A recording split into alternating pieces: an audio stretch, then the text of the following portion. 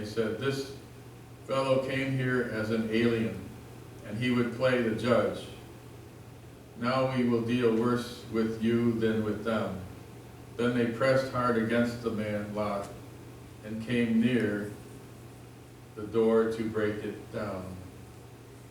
But the men inside reached out their hands and brought Lot into the house with them and shut the door.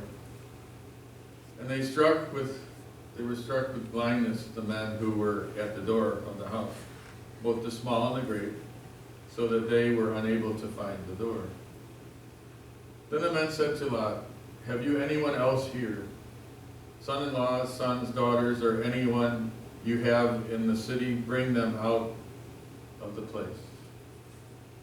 For we are about to destroy this place, because the outcry against its people has become great before the Lord, and the Lord has sent us to destroy it." So Lot went out and said to his son-in-laws who were to marry his daughters, "Up, get out of this place, for the Lord is about to destroy the city." But he seemed to his son-in-laws to be jesting. When the morning dawned, the angels urged Lot, saying, "Get up, take your wife and your 2 daughters who are here, or else you will be consumed in the punishment of the city." But he lingered. So the men seized him and his wife and his 2 daughters by the hand, the Lord being merciful to him, and they brought him out and left him outside the city. When they had brought them outside, they said, "Flee for your life. Do not look back or stop anywhere in the plain. Flee to the hills, or else you will be consumed." And Lot said to them, "Oh, no, my lords. Your servant has found favor with you, and you have shown me great kindness in saving my life, but I cannot flee to the hills for fear the disaster will overtake me and I die. Look, that city is near enough to flee to, and it is a little one. Let me escape there, it is not a little one, and my life will be saved." So he said to them, "Very well, I grant you this favor too, and will not overthrow the city which you have spoken. Hurry, escape from there, for I can do nothing until you arrive there." Therefore the city was called Zoar. The sun had risen on the earth when Lot came to Zoar. Then the Lord rained on Sodom and Gomorrah sulfur and fire from the Lord out of heaven. And he overthrew those cities and all the plain and all the inhabitants of the cities and what grew on the ground. But Lot's wife behind him looked back, and she became a pillar of salt. Abraham went early in the morning to the place where he had stood before the Lord. And he looked down toward Sodom and Gomorrah and toward all the land of the plain, and saw the smoke of the land going up like smoke of a furnace. So it was that when God destroyed the cities of the plain, God remembered Abraham and sent Lot out of the midst of the overthrow, when he overthrew the cities in which Lot had settled.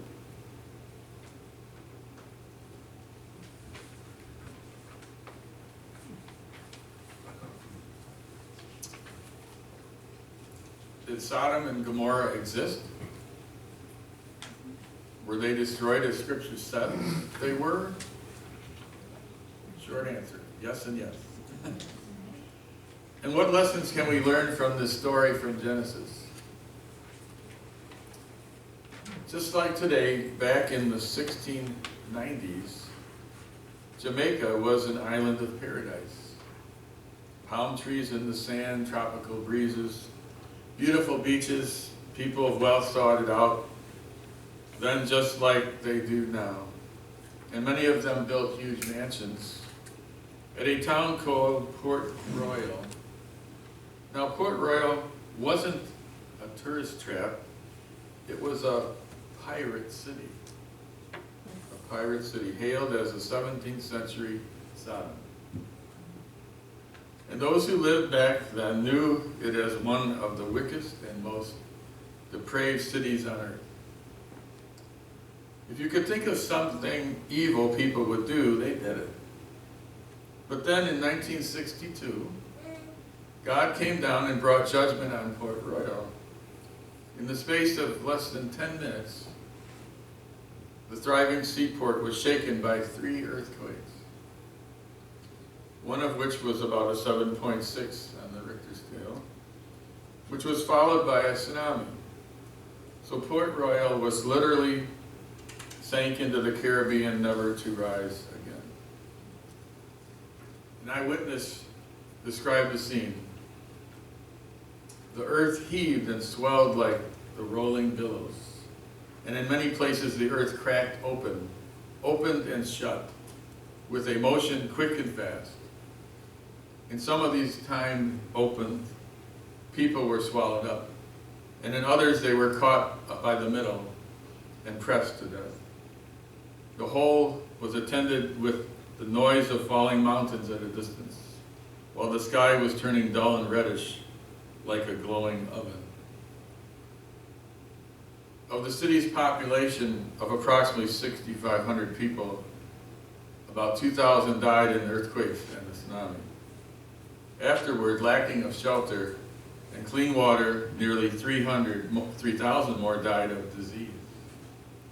The people of Jamaica were so shaken by what took place that they were so convinced that it was God who destroyed the city that a religious revival swept through the island, and they promptly outlawed piracy.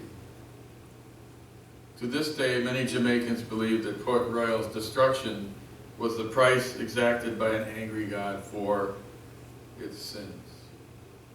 Reader's Digest from May of '69. They called it the 17th century Sodom. Some would also refer to it as the Sodom of the West. Now, why would they do that? Why would they refer to this city as Sodom? Well, they did that because Port Royal's sinfulness and destruction sounded a lot like the story of Sodom in the Bible. In the Bible, Sodom is synonymous with wickedness and judgment. The prophet Isaiah in the 13th chapter, verse 19, wrote, "Babylon, the jewel of kingdoms, the glory of the Babylonians' pride, will be overthrown by God like Sodom and Gomorrah." In Jude 7, it declared that just as Sodom and Gomorrah and the surrounding cities, which likewise indulged in sexual immorality and pursued unnatural desire, presented an example by undergoing a punishment of eternal fire. And Peter agreed in 2 Peter 2:6, we're told that by turning the cities of Sodom and Gomorrah into ashes, God condemned them to extinction, making them an example of what is going to happen to the ungodly. And Jesus said at his coming would be like the days of Lot. People were eating and drinking, buying and selling, planting and building. But the day Lot left Sodom, fire and sulfur rained down from heaven and destroyed them all. That's in Luke 17:28 following. So Sodom's mentioned 26 times outside of Genesis. And it's spoken of as a place that had existed and stood for God's judgment. But did Sodom and Gomorrah actually exist? And were they actually destroyed as Genesis describes? For a long time, skeptics scoffed and said, nah, I don't think so. But they don't say that anymore. In the late 1960s, archaeologists found the ruins of a major city in an area called Ebla. Over 4,000 years ago, Ebla was a major merchant center with a population of more than 250,000 people. There, archaeologists found tablets written about 800 years from before Moses, written in a language very much like ancient Hebrew.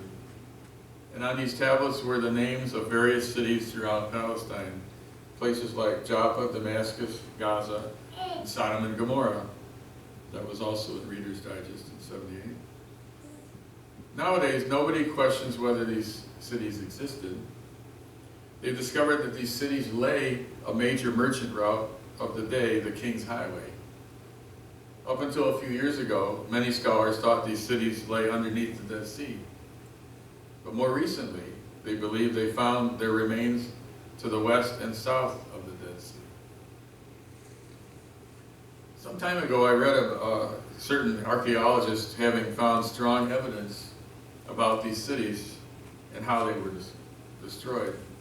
They stated that the evidence from radiocarbon dating indicates that the group of civilizations flourished the area for over 2 millennia, until approximately 1700 BC, when the mud brick walls of the buildings in the region simultaneously disappeared and only the stone foundations remained. At the same time, the pottery in the settlements was heated into glass in spaces of milliseconds, according to the results of the analysis of the zircon crystals formed in the process. It indicated that they were briefly exposed to temperatures of approximately 4,000 to 12,000 degrees Celsius, comparable to the temperature of the surface of the sun. So evidence seemed to indicate that approximately 40,000 to 60,000 people living in the region were killed, and a 500 square kilometer area was rendered uninhabited for 600 to 700 years, the researchers estimated. They believed that the area was stripped of its topsoil and that salts from the nearby Dead Sea were spread over the land, destroying its fertility. I want to share with you a video with you about another discovery in the area. It's kind of a silent presentation, but the script says, the Bible records of Sodom and Gomorrah were destroyed with fire and brimstone. Brimstone is sulfur.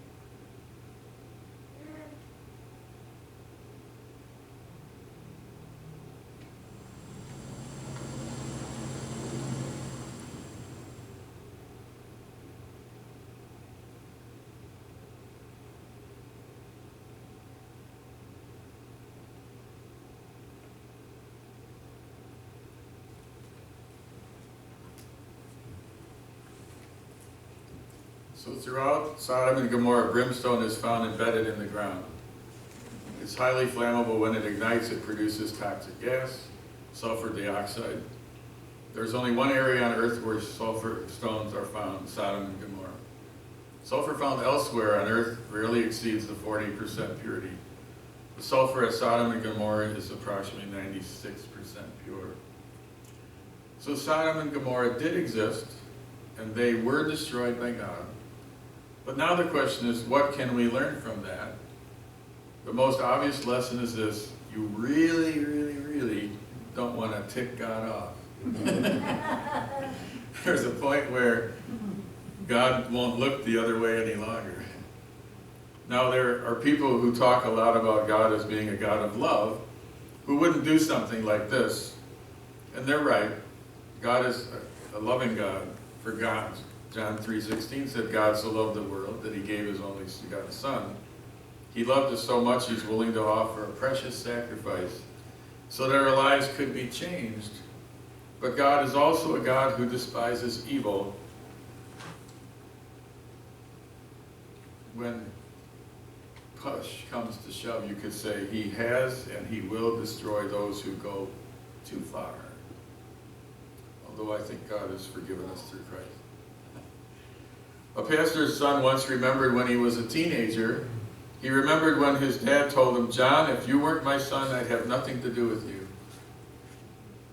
The pastor's son remembered what he did to tick Dad off. He really didn't think about it or know what it was he was talking about. But he essentially was warning him, don't push me, buddy. So the first lesson is this: you really don't want to tick God off. But for most people, that's not a real issue. Most people don't wake up in the morning and say, hey, I want to make God angry today. Instead, most people kind of back into sin. They don't start out being evil. They just start out hanging around evil people that maybe changes them or influences them. For example, do you know how Lot ended up in Sodom? I mean, he had no